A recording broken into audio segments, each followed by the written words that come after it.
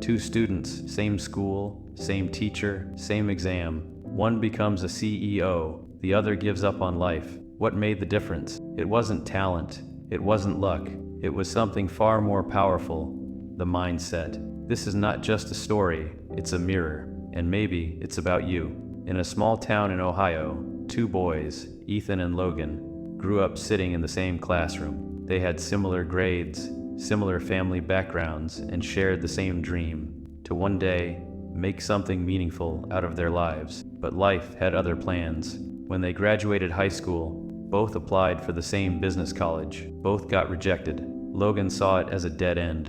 I'm not smart enough, he thought. Maybe success just isn't for people like me. Ethan, on the other hand, stared at the rejection letter and said, "This isn't a no, it's a test. Let's try again, smarter this time." He reapplied the following year after building up a stronger portfolio, attending workshops, and even shadowing a local entrepreneur for free. This time he got in. Logan didn't try again. He started working at a local warehouse and slowly faded into the routine of an average life. Not because he lacked ability, but because he believed he had failed. Fast forward 5 years. Ethan, now a graduate, started a small digital marketing firm from his basement. The first 6 months were brutal. No clients, no income, and mounting self-doubt. One night, after facing another client rejection, he wrote in his journal, "Success is just failure that didn't give up."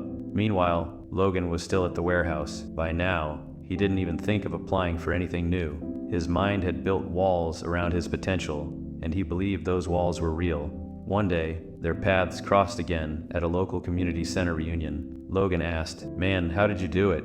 You always had something I didn't." Ethan smiled and said, "No, Logan, I just kept playing the game. You stopped." That conversation hit Logan hard.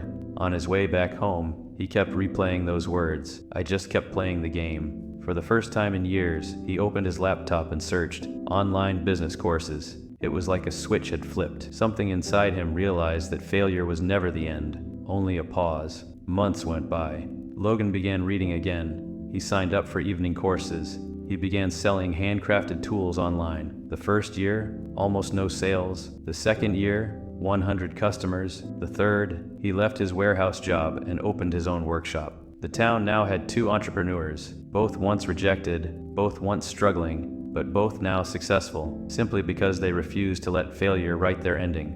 This is not a tale of luck or genius. It's the story of how mindset transforms rejection into redirection, how a person who sees failure as a teacher eventually outruns the one who sees it as a full stop. Success and failure are not destinations, they're directions, and your mindset is the compass. Right now, someone with less talent than you is winning, not because they're better, but because they kept going. So ask yourself, are you playing the game to win, or are you quitting after the first loss? Because in the end, success versus failure isn't about what happens to you, it's about how you respond, and that is the game of mindset.